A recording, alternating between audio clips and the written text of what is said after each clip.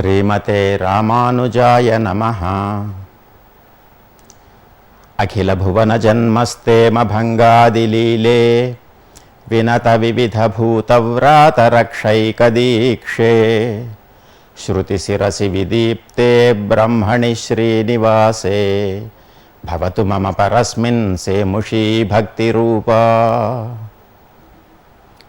భగవద్ రామానుజులు శరణాగతి గద్యను అనుగ్రహిస్తూ ద్వయమంత్రము యొక్క ఉత్తరార్థమైనటువంటి శ్రీమతే నారాయణాయ నమః అనే భాగాన్ని, అందులో శ్రీమత్ పదం నారాయణ పదములకు అనంతరము ఉన్నటువంటి చతుర్థి అర్థాన్ని, నమః పదార్థాన్ని మనకి విశదీకరిస్తున్నారు. మదీయ అనాది కర్మ ప్రవాహ ప్రవృత్తాం అని మొదలుపెట్టి చెప్పినటువంటి 3 చూర్ణికలలో నమశబ్దార్థం వివరింపబడింది. ఇప్పుడు శ్రీమత్ శబ్దానికి నారాయణ శబ్దానికి ఉన్నటువంటి చతుర్థి అర్థమైనటువంటి తాదర్థ్యము వివరింపబడుతోంది. నమశబ్దము అనిష్ట నివృత్తిని కలిగించేటువంటిది. మహా నా అని ఖండ నమశబ్దము మహాజీవునికి నా కాదు. మా అనేటువంటి అక్షరము చేత చేతనుడైనటువంటి జీవుడు తెలియపడతాడు. తత్వములలో 25వ తత్వముగా జీవుడు, వర్ణములలో కకారాది మకారాంతములైనటువంటి వర్ణములలో మకారము 25 అక్షరముగా 25వ తత్వమైనటువంటి జీవుని తెలియచేస్తుంది అని చెప్పబడింది. కనుక మహా మకారవాచ్యుడైనటువంటి జీవునకు నా కాదు అని అనిష్ట నివృత్తిని తెలియచేసింది నమశబ్దము. అదే విధముగా తాదర్థ్యము తన కొరకు అని చెప్పబడేటువంటిది, పరుని కొరకు అని చెప్పబడేటువంటి పురుషార్థాన్ని తెలియచేస్తోంది. శ్రీమత్ పదము మీద ఉన్నటువంటి చతుర్థి, నారాయణ పదము మీద ఉన్నటువంటి చతుర్థి, శ్రీమతే నారాయణాయ అన్న స్థలంలో. అంటే చేతనుడైనటువంటి జీవుడు తన కొరకు తాను కాదు, శ్రీమన్నారాయణుని కొరకు సకల విధములైనటువంటి కైంకర్యములు చేయదలిసినటువంటి వాడు అని. దాని కొరకు భగవత్ శరణారవిందముల యందు శరణాగతి చేస్తూ ఆ శరణాగతికి తగినటువంటి స్వరూప అనురూపమైనటువంటి యోగ్యతని ప్రార్థిస్తున్నారు భగవద్ రామానుజులు. ఆ శరణాగతి ఫలించాలి అంటే భగవంతుడు ఈ జీవుని యందు ఉండవలసినటువంటి లక్షణాలు పరిశీలిస్తాడు. కనుక ఆ యోగ్యతని వివరిస్తున్నారు. భగవంతుడు భగవద్గీత ద్వారా ఉపదేశించినటువంటి మార్గంలో భగవంతుని యందు భక్తి అనేటువంటి జ్ఞానము కలిగి ఉండాలి అన్నారు. భవతు మమ పరస్మిన్ సేముషి భక్తి రూప అని భగవద్ రామానుజులు ప్రార్థించారు. దాన్ని ఇక్కడ మనకి శరణాగతి గద్యలో భగవద్గీతలోని 3 శ్లోకములను ఉట్టంకిస్తూ ఆ 3 శ్లోకములలో చెప్పబడినటువంటి జ్ఞానము కలిగినటువంటి వాణ్ణిగా నన్ను చేయవలసినది అని ప్రార్థన చేస్తున్నారు. తేషాం జ్ఞానీ నిత్యయుక్తః ఏకభక్తిర్విశిష్యతే ప్రియో హి జ్ఞానినో అత్యర్థం అహం సచ మమ ప్రియః ఉదారాः సర్వ ఏవైతే జ్ఞానీ తు ఆత్మైవ మే మతం ఆస్థితః స హి యుక్తాత్మా మామేవానుత్తమాంగతిం బహూనాం జన్మనామంతే జ్ఞానవాన్ మాం ప్రపద్యతే వాసుదేవః సర్వమితి సమహాత్మా సుదుర్లభః ఇతి శ్లోకత్రయోదిత జ్ఞానినం మాం కురుష్వ. ఇది శరణాగతి గద్యలోని చూర్ణిక. శరణాగతుడైనటువంటి ప్రపన్నుడు భగవంతుని చేత అనుగ్రహింపబడటానికి కావలసినటువంటి యోగ్యత, జ్ఞానరూపమైనటువంటి గుణాన్ని అనుగ్రహించవలసినదిగా భగవంతుని ప్రార్థిస్తున్నారు. భగవంతుడు శ్రీకృష్ణ పరమాత్మగా భగవద్గీత యందు చెప్పినటువంటి 3 శ్లోకములను ఇక్కడ ఉట్టంకన చేసి ఈ 3 శ్లోకములలో అభిమతమైనటువంటి జ్ఞానినిగా నన్ను చేయవలసినది అని భగవంతుణ్ణి ప్రార్థిస్తున్నారు. శరణాగతునికి భగవంతుడే ఉపాయము, భగవంతుడే ఉపేయము. ఉపాయ అవస్థలోనూ భగవంతునే నమ్ముకోవాలి, దానివలన కలిగేటువంటి ఫలము కూడా భగవంతుడే అని భగవంతుని కోరుకునేటువంటి వాడిని జ్ఞానిగా అభివర్ణన చేశారు. భగవత్ ప్రాప్తిని మాత్రమే కోరుకునేటువంటి జ్ఞానాన్ని తనకి అనుగ్రహించమని కోరుతున్నారు. భగవద్గీతలో 7వ అధ్యాయంలో విజ్ఞాన యోగం ద్వారా భగవంతుడు జ్ఞానస్వరూపాన్ని, జ్ఞాని స్వరూపాన్ని తెలియచేశాడు. భక్తులు 4 విధాలుగా ఉంటారు అని, వారందరూ తనకి ప్రీతిపాత్రులే, అయినా వారిలో తననే కోరుకునేటువంటి జ్ఞాని అత్యంత ప్రీతిపాత్రుడు. ఎంతటి ప్రీతిపాత్రుడు అంటే మాటలతో చెప్పలేనంత ప్రీతిపాత్రుడు అని కృష్ణ పరమాత్మే కంఠతః ఉపదేశించారు. చతుర్విధా భజంతే మాం జనాః సుకృతినః అర్జున. పురాకృతమైనటువంటి పుణ్య విశేషం వలన భగవంతుణ్ణి ప్రార్థిస్తారు జనులు. లేకపోతే పుణ్య ఫలము కనుక సంచితము కాకపోతే దేవతాంతరాలని ప్రార్థిస్తారట. కాబట్టి సుకృతినః జనాః, అనేక జన్మల యందు చేసినటువంటి పుణ్య విశేషము వలన జనులు పరాత్పరుడైనటువంటి భగవంతుణ్ణి ప్రార్థిస్తారు. అలా ప్రార్థించేటువంటి వారి యొక్క స్థితిని భగవంతుడు వివరిస్తున్నాడు.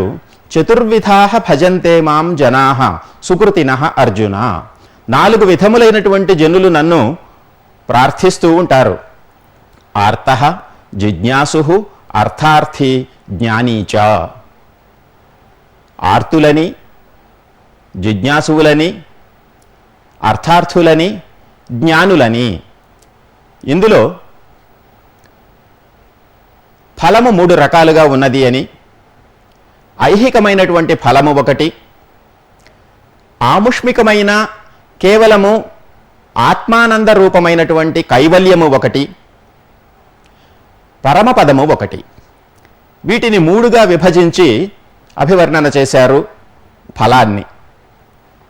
సంస్కృతి అక్షర వైష్ణవాధ్వసు నృణాం సంభావ్యతే కర్హిచిత్ అని యామునాచార్యులు ఈ విషయాన్ని మనకి తెలియచేస్తారు. ఐశ్వర్యం అక్షరగతిం పరమం పదం వా అని కూడా వివరిస్తారు. ఐశ్వర్యం అంటే ఈ లోకంలో ఉన్నటువంటి ప్రయోజనం అంతా ఐశ్వర్యం. అక్షరగతి అంటే నాశము లేనటువంటిది, కేవలము తానే భగవంతుడు అనుకుని ఆత్మోపాసన చేసుకునేటువంటి వ్యక్తి ఆత్మ ప్రాప్తిని పొందుతాడు. ఆత్మ యొక్క స్వస్వరూప జ్ఞానాన్ని పొంది దానినే భగవంతునిగా భావించుకుంటూ ఆనందిస్తూ ఉంటాడట. అది కూడా నాశము లేనటువంటి స్థితే. బ్రహ్మలోక పర్యంతము ఏ స్థితిని పొందినా తిరిగి రావలసినటువంటి అగత్యం ఉన్నది. ఈ ప్రకృతి మండలాన్ని దాటి వెళ్ళినటువంటి వాడు తిరిగి రావాల్సినటువంటి అవసరం లేదు.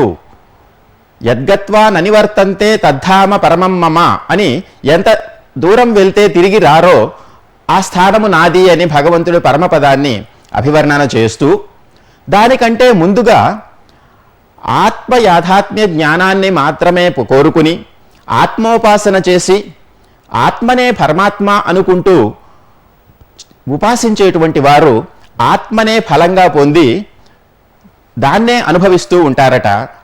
ఆ ఆత్మానుభవం అనేటువంటి కైవల్యము కూడా నశించనటువంటిదే, పరమపదము వలె అది కూడా నాశరహితమైనటువంటిదే అని ఐశ్వర్యం అక్షరగతిం పరమం పదం వా అని అక్షరగతిని పరమపదాన్ని ప్రత్యేకంగా విభాగం చేసి చూపించారు. దీనిలో ఐశ్వర్య కాములు ఈ భక్తులలో ఆర్తులు, అర్థార్థులు. ఐశ్వర్యం అంటే ఇహలోకంలో అనుభవింపబడేటువంటి ఫలాలు. దీన్ని కోరుకునేవారుట ఆర్తులు, అర్థార్థులు. ఆర్తులు అంటే బాధతో భగవంతుణ్ణి ప్రార్థించేవారు. తమకున్నటువంటి ద్రవ్యము నష్టమైతే ఆ నష్టద్రవ్యాన్ని తిరిగి లభించాలి అనేటువంటి కోరికతో భగవంతుణ్ణి ఆశ్రయించేటువంటి వారు ఆర్తులు. వారికి ఆ కష్టం తీరగానే భగవంతుడు అనేటువంటి విషయాన్ని మరచిపోతారు, లౌకికమైనటువంటి వ్యవహారములలో ప్రయోజనములలో ప్రవృత్తులైపోతారు. అటువంటి వారు కూడా భగవంతుడికి అభిమతులే. రెండవ వారు అర్థార్థులు. అర్థము అంటే ప్రయోజనము. ప్రయోజనం అంటే ఇకపైన లభించవలసినటువంటి ద్రవ్యాన్ని కోరుకునేటువంటి వారు. వారికి ఏ ద్రవ్యము నష్టము కాలేదు, కానీ కొంత ద్రవ్యము ప్రాప్తము కానిది ఉన్నది. అప్రాప్త ద్రవ్య కాములు అని భగవద్ రామానుజులు వారిని అభివర్ణన చేశారు. కాబట్టి నష్టద్రవ్య కాములైనటువంటి ఆర్తులు, అప్రాప్త ద్రవ్య కాములైనటువంటి అర్థార్థులు, వీరిద్దరూ ఐశ్వర్యకాములు. ఇహలోకంలో ఉండేటువంటి ప్రయోజనాలని మాత్రమే అపేక్షించి భగవంతుని ఆశ్రయించేటువంటి వారు. భక్తులలో ఈ రెండు రకములు. తరువాత మూడవ రకమైనటువంటి వారు జిజ్ఞాసుహు. తెలుసుకోవాలి అనేటువంటి కోరికతో ప్రవర్తించేటువంటి వారు. తాను ఎవరు అనేటువంటి విషయాన్ని తెలుసుకోవటం కోసం, ఆత్మస్వరూప యాథాత్మ్య జ్ఞానాన్ని తెలుసుకోవటం కోసం ప్రయత్నించేటువంటి వారు, దాన్నే పరమార్థంగా భావించేటువంటి వారు, దాన్నే పొందాలి అనుకుని ప్రయత్నించేటువంటి వారు. వారు చేసేటువంటి ఉపాసన అంతా కూడా ఆత్మప్రాప్తి కోసమే ఉంటుంది గనుక జిజ్ఞాసువులని ఆత్మప్రాప్తి కాములు అని భగవద్ రామానుజులు అభివర్ణన చేశారు.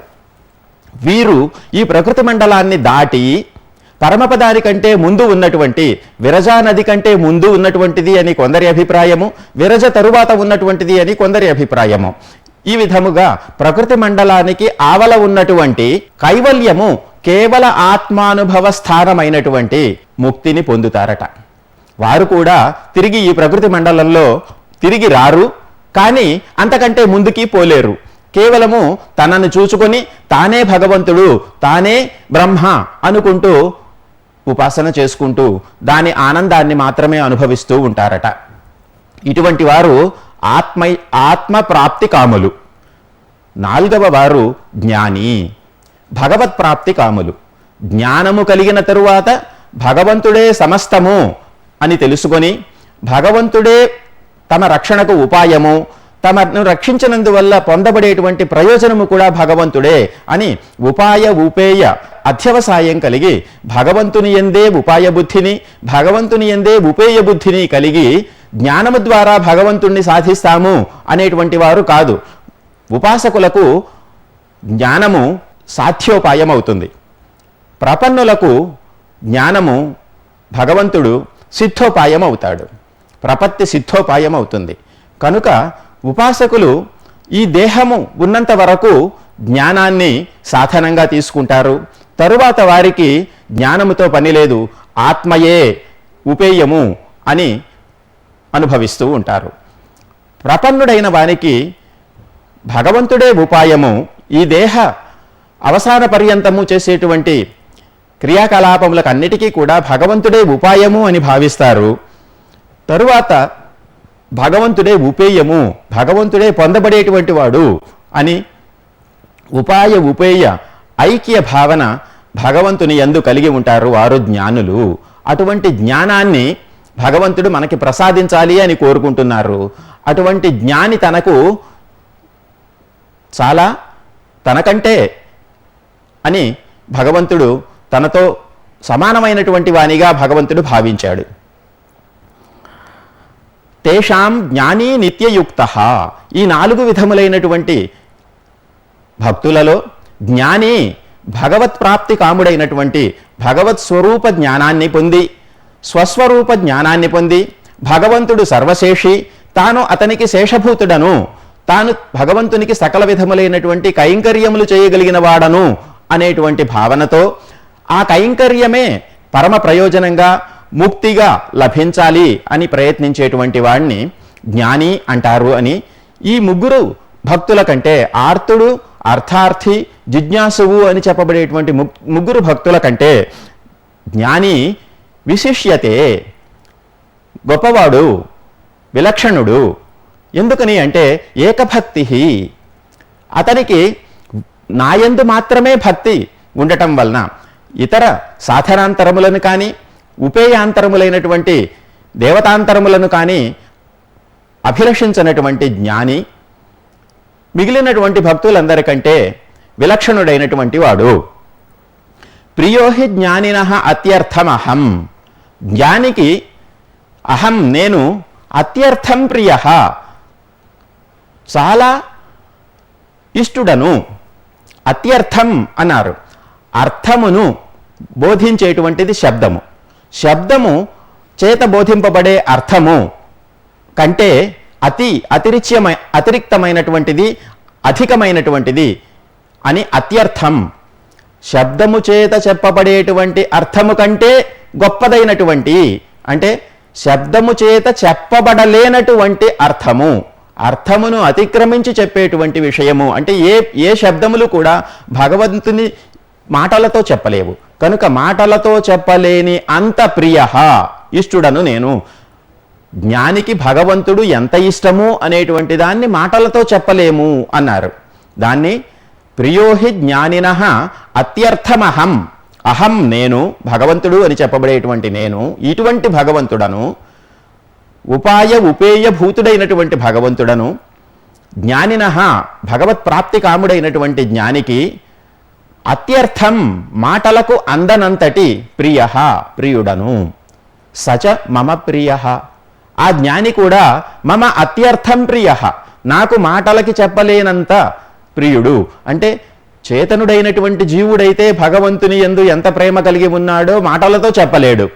కానీ భగవంతుడు కూడా జ్ఞాని తనకు ఎంత ఇష్టమైన వాడు అనే దాన్ని మాటలతో చెప్పలేడట. అంటే జ్ఞాని యొక్క అతిశయాన్ని భగవంతుడు ఈ మాటలతో మనకి వివరిస్తున్నాడు. కాబట్టి భగవంతుడే తనకు నిరంతర భోగ్యుడు, భగవంతుడే తనకు నిరంతరము సాధనము, ఉపాయము, భగవంతుని ద్వారా భగవంతునే పొందవలెను అనేటువంటి జ్ఞానాన్ని కలిగిన వాడే జ్ఞాని. అటువంటి జ్ఞానాన్ని నాకు అనుగ్రహించు అని భగవద్ రామానుజులు భగవద్గీతోక్తమైనటువంటి పద్ధతిలో ప్రార్థన చేస్తున్నారు.